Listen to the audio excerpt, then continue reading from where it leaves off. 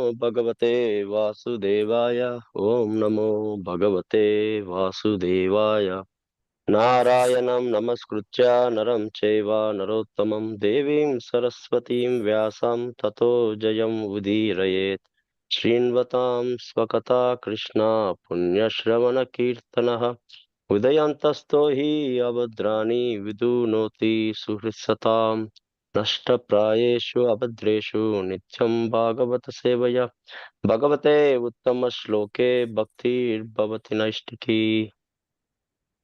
So today we are reading from Canto 4, Chapter 17, titled Maharaj Prudu becomes angry at the earth. So verses 1 to 5. Text 1. Maitreya uvacha evam sa bhagavan vainya kyapito guna karmabhi chandayan asatan kamai pratipujya binandya cha. Translation. The great sage Maitreya continued in this way. The reciters who are glorifying Maharaj Prudu readily described his qualities and chivalrous activities. At the end, Maharaj Prudu offered them various presentations with all due respect and worshipped them adequately. Verse text 2. Brahmana Pramukha Varnan Bhrutya Puro Dashaha Pauranjana Padan Shrenihi Prakriti Samapujayat. Translation by Srivan Grace, A.C. Bhaktivedanta, Swami Srila Prabhupada, Srila Prabhupada ki jai. King Prudu thus satisfied and offered all respects to the leaders of the Brahmanas and other castes, to his servants, to his ministers, and to the priests, citizens, general countrymen, people from other communities, admirers, and others, and thus they all became happy.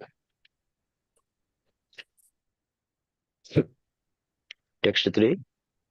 Viduravacha Kasmadadarago Rupam Daritri Bahurupini Yam Dudoha Prudustatra Ko Vatso Dohanam Chakim. Translation. Vidura inquired from the great sage Maitreya, my dear Brahmana, since Mother Earth can appear in different shapes, why did she take the shape of a cow? And when King Prudu milked her, who became the calf, and what was the milking pot?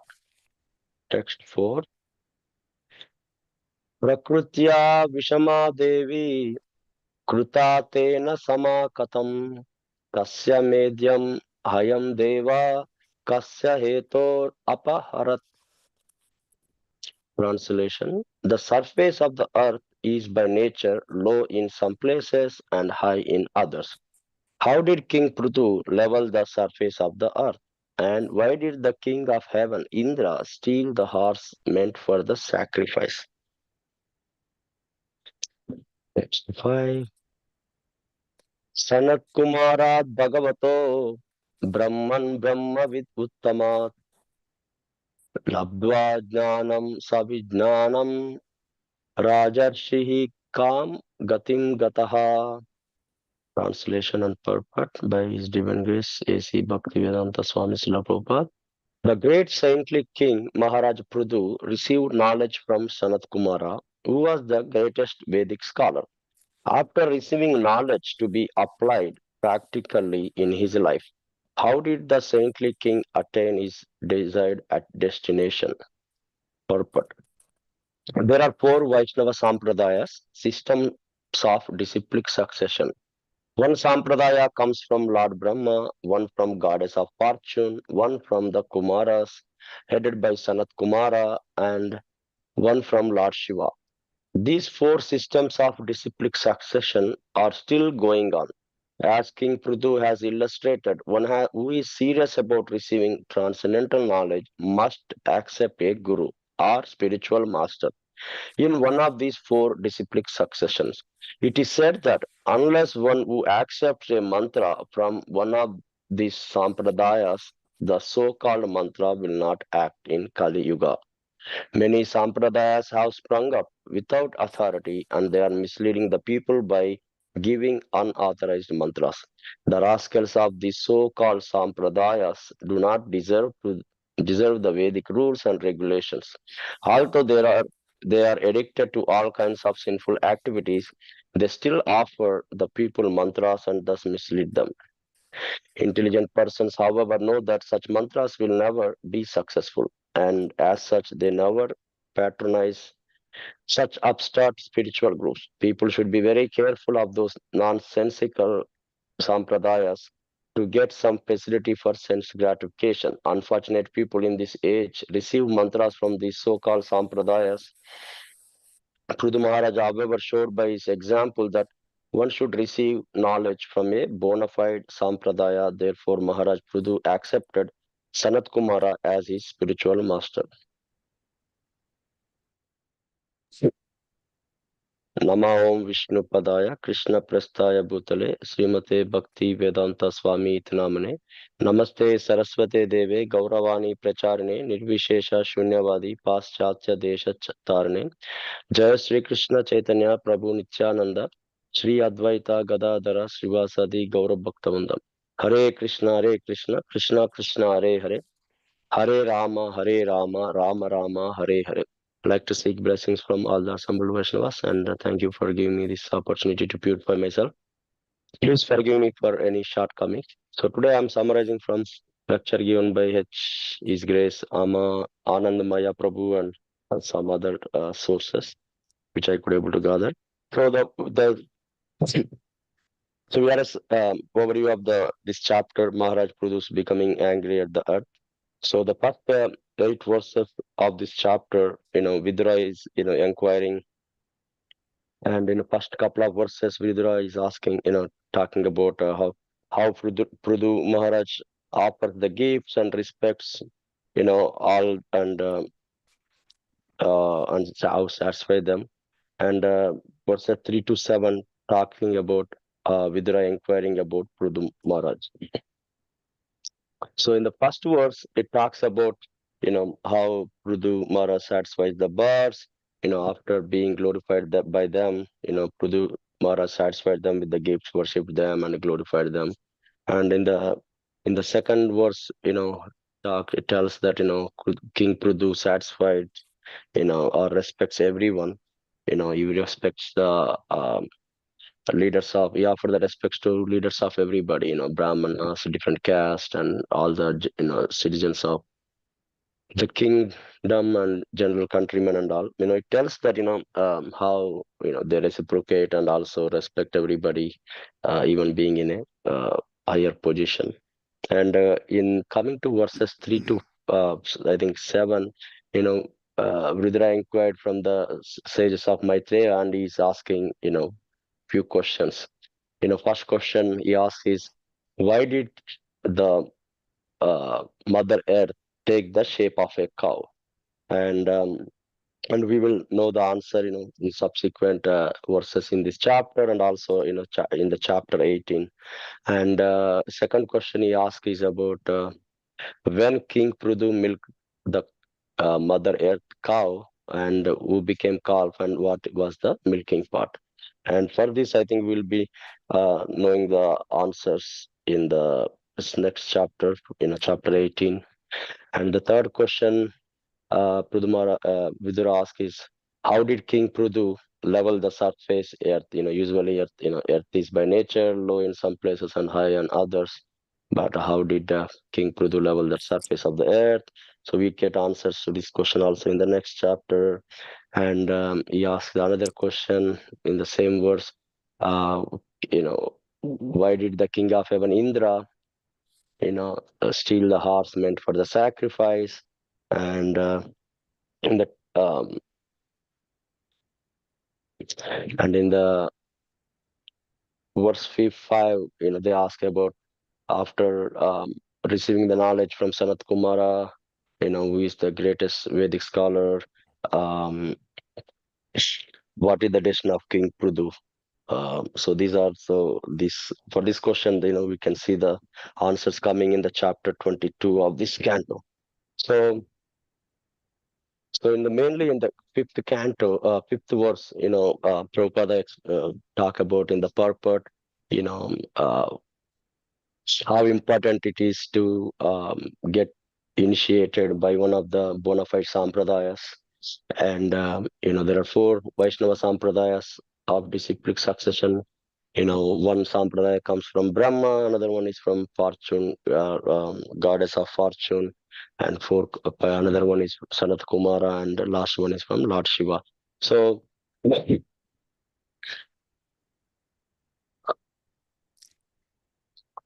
we have read in the today's Chaitanya, teachings of Lord Chaitanya also, Chaitanya Mahaprabhu took the initiation from Ishwara Puri, and Nityananda Prabhu took the initiation from Madhavendra Puri.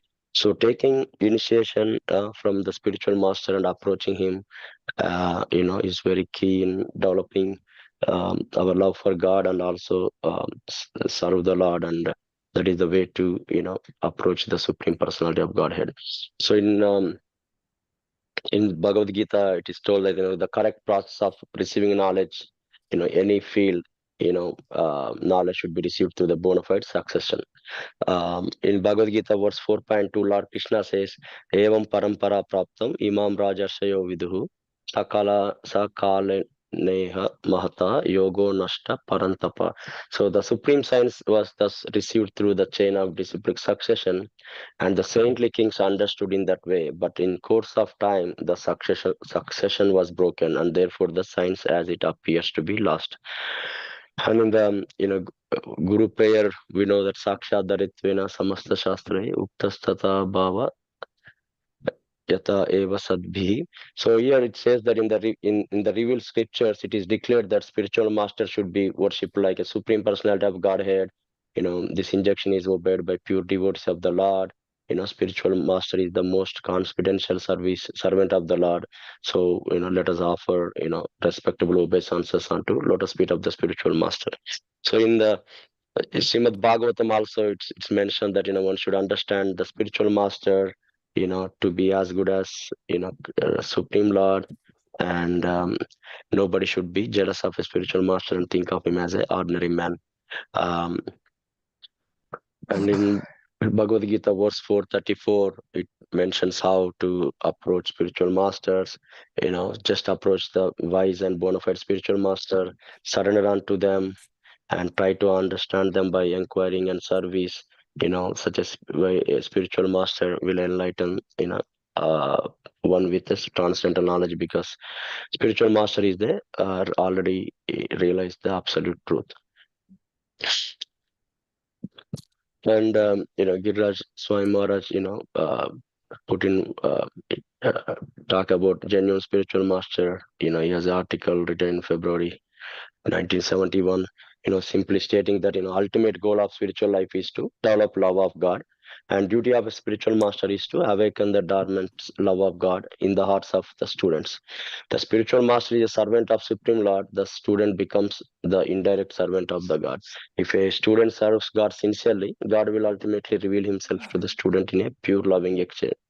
So this process is described in Bhagavad Gita and is recommended by the highest yoga by the Supreme Lord himself.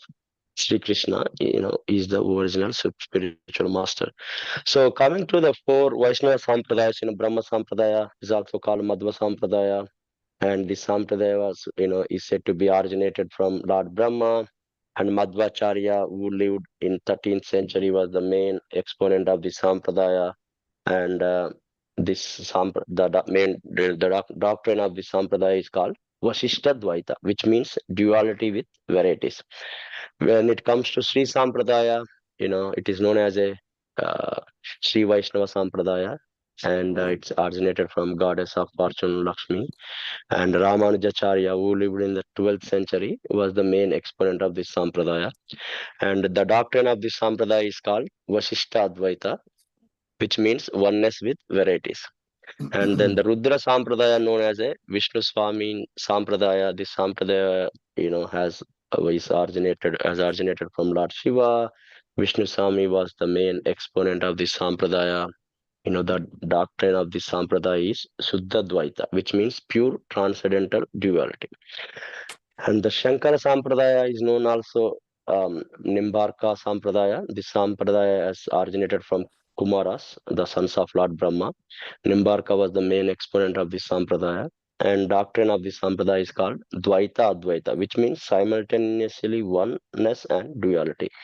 So, but Hare Krishna movement established by Bhakti Siddhanta Swami Prabhupada has our roots in Brahma Madhva Gaudiya Sampradaya, headed by Lord Brahma. Lord Brahma is the foremost disciple of Lord Krishna. In Brahma Sampradaya, Sri Madhvacharya significantly contributed by writing the commentary on Brahma Sutras, and after this, the Sampradaya came to be known as Brahma Madhva Sampradaya. And the Brahma Madhva Sampradaya further spread to the present day, West Bengal, which was known as a Gauda Desha. So the Sampradaya got its name, Brahma Madhva Gaudiya Sampradaya. So, ISKCON or our philosophy related to a Brahma Madhva Gaudiya Sampradaya. So in this disciplic succession, Srila Prabhupada is a 32nd Acharya, starting from, glorious, uh, like Lord Brahma, Narada Muni to all, Chaitanya Mahaprabhu to Srila Prabhupada.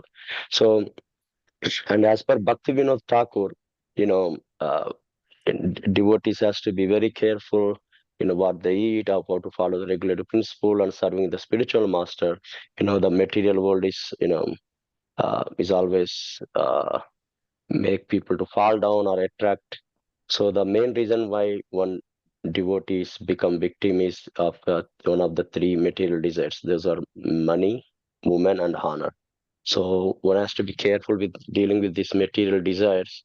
Otherwise one can easily fall down from his devotion. So it was mentioned that Bhaktisiddhanta Saraswati Maharaj spent 90% of his time defeating asampradaya, apasampradaya, because as Prabhupada mentioned, and he always talks many times, Mayavadis, other philosophies, and also bogus sampradaya or bogus gurus. So Bhaktisiddhanta Saraswati spent most of his time defeating apasampradaya and people who doesn't follow the Vedas properly and doesn't understand and spread. So sometimes he also says that these half knowledge or bogus gurus are more dangerous than a Mayavadis or others, and only spend 10% of the time on the Sankirtan movement.